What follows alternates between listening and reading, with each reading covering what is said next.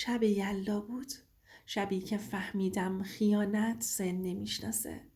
حتی وقتی مرد 65 ساله تسبیح از دستش نمیافته. من عروس این خانوادم و این داستان شب یلداییه که زندگیم رو شکست. اسم من مریمه. 4 سال عروس یه خانوادم که همه تو فامیل بهشون میگفتن خوش به حالتون، چه پدر درست حسابی دارین. پدر شوهرم حاج رضا 65 ساله، ریش سفید، صدای آروم، تسبیح همیشه تو دستش. از اون مردایی که وقتی حرف میزد همه ساکت میشدن. نه از ترس، از احترام. من از همون روز اول عروس شدنم فهمیدم اینجا قانون داره. قانونها رو هم حاج رضا تعیین میکرد. میگفت زن باید سنگین باشه. خنده زن نباید از در خونه بیرون بره.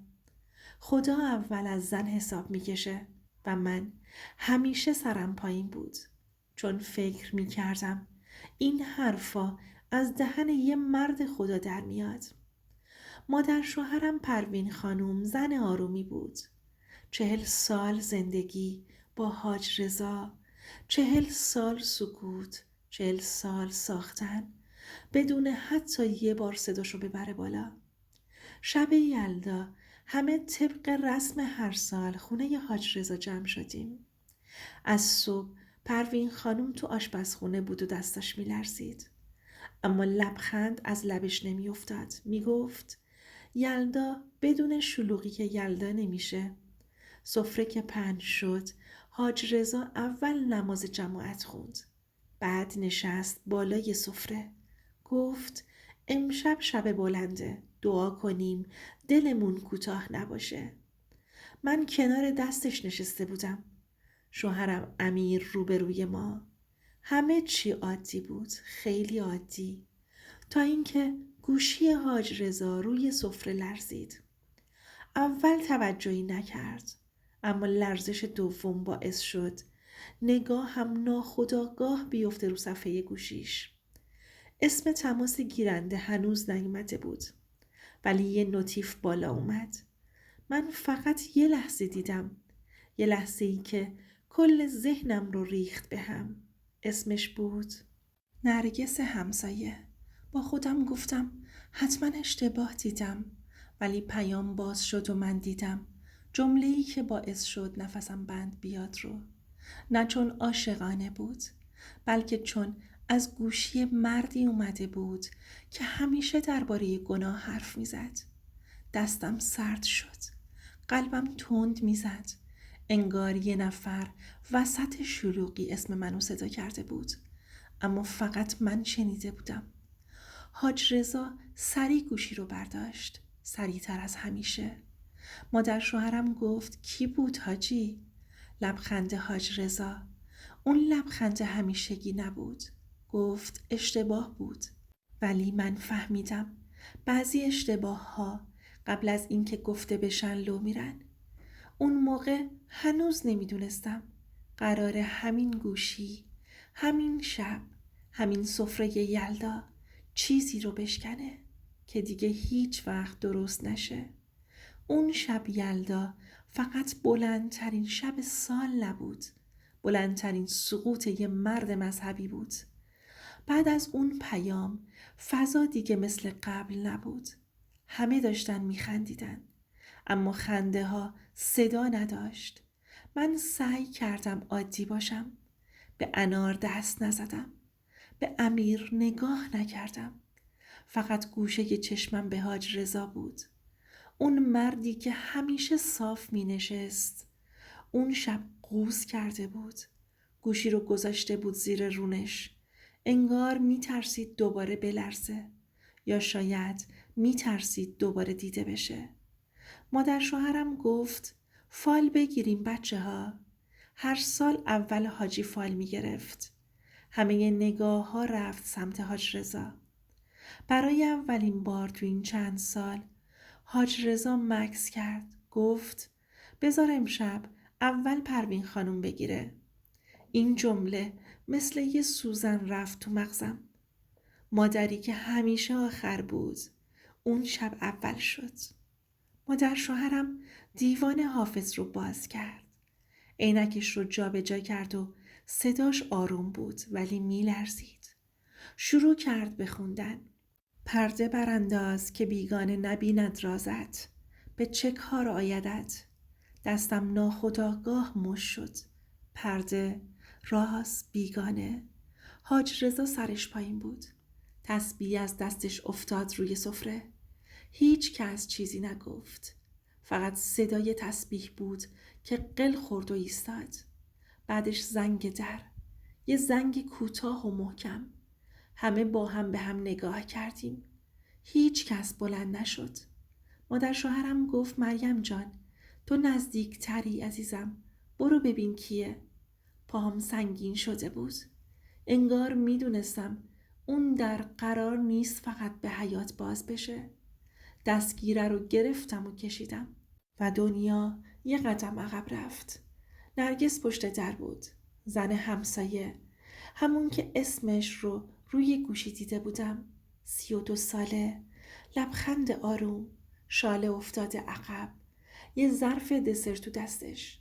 با لحن خیلی خودمونی گفتم امشب یلداست، سهم حاج رضا رو آوردم.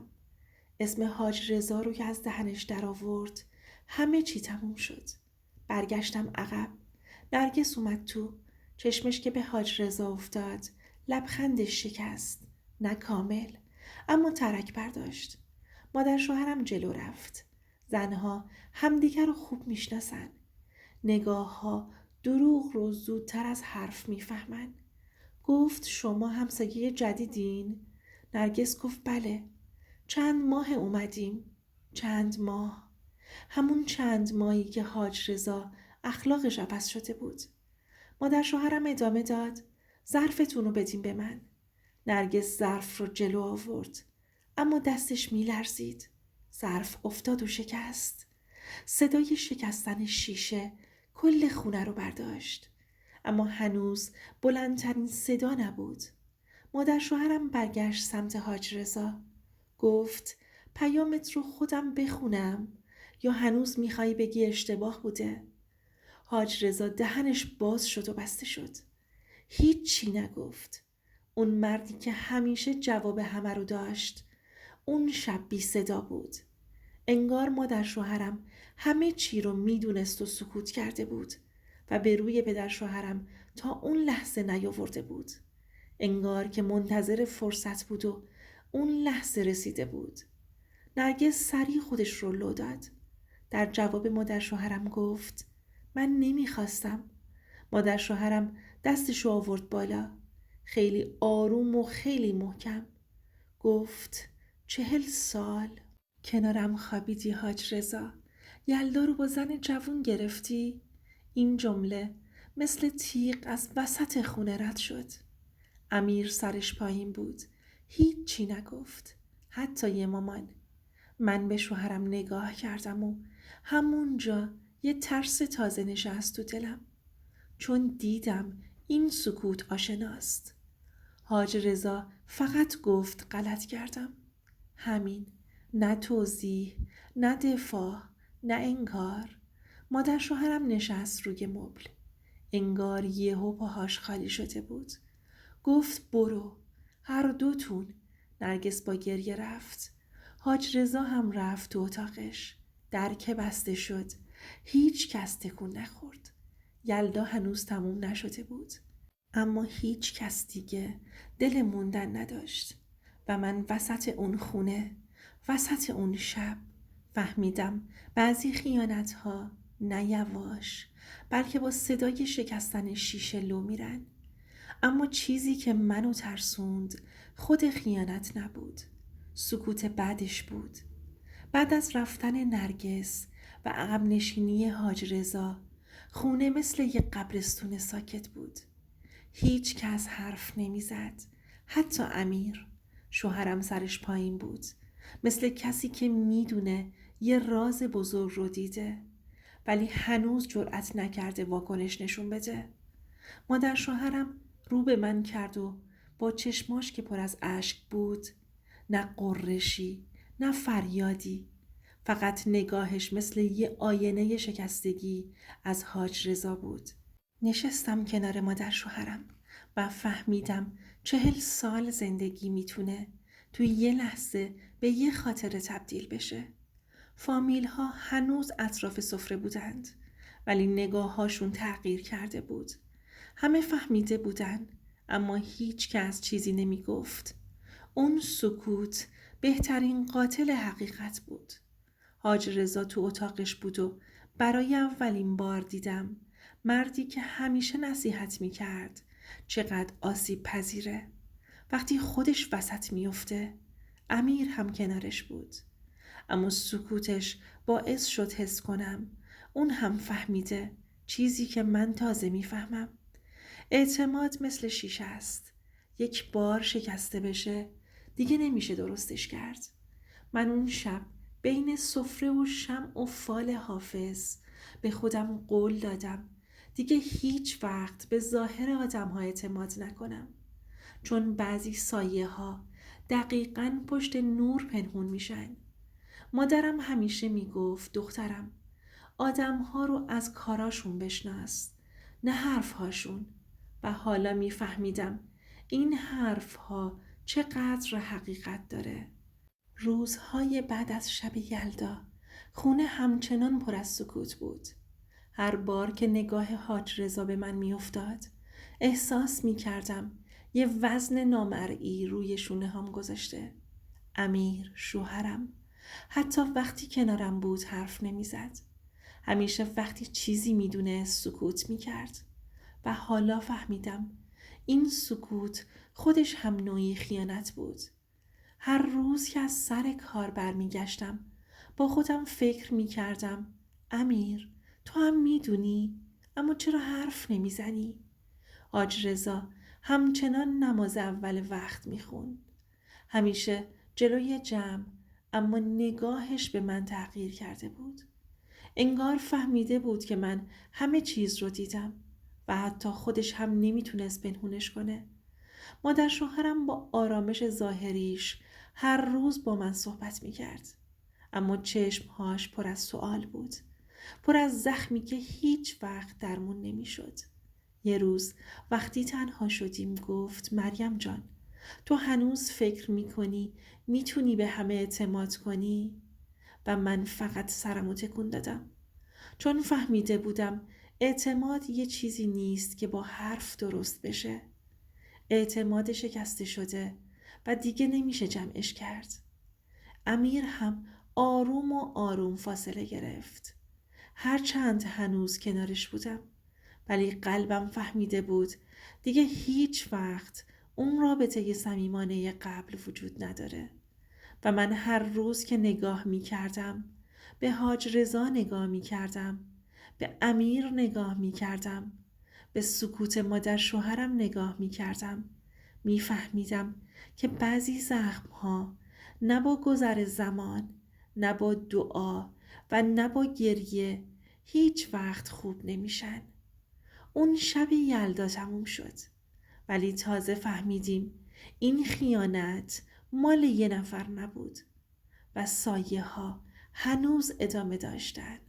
بعد از همه اون روزها و شبها مادرم همیشه میگفت دخترم، ظاهر آدمها رو معیار قضاوت نذار، کارهاشون رو ببین. و حالا وسط اون سکوت، وسط اون خونه، وسط تمام نگاه ها من فهمیدم این حرف چقدر درست بود. 40 سال زندگی میتونه در یک لحظه فرو بریزه و توی اون فرو ریختن نه فقط یک مرد، نه فقط یک زن، بلکه اعتماد همه قربانی میشه. من هنوز با امیر زندگی میکنم، اما هیچ وقت دوباره مثل قبل نمیتونم اعتماد کنم. و هر بار که به حاج رضا نگاه میکنم یادم میاد که ریاکاری از خیانت دردناکتره. حالا تو به من بگو، اگه جای مادر شوهرم بودی بعد از 40 سال زندگی میبخشیدی یا میرفتی؟ واقعا میخوام بدونم نظرت چیه. یه نصیحت، یادت باشه ظاهر آدم ها رو معیار قضاوت نذار. بعضی سایه ها دقیقاً پشت نور پنهون میشن و اعتماد اگه یه بار شکسته بشه دیگه مثل قبل نمیشه. دوست عزیزم، اینم از داستان امشب. اگه تا انتهای این داستان کنارم بودی یعنی درد این روایت رو درک کردی. ممنونم ازت. لطفاً لایک کن و کامنت بذار تا این صداها شنیده بشن و سابسکرایب کن، چون هنوز صداهایی هست که کسی جرأت نکرده بلند بگه. اینجا صداها دفن نمیشن و من اینجا هستم تا اون رو برات روایت کنم.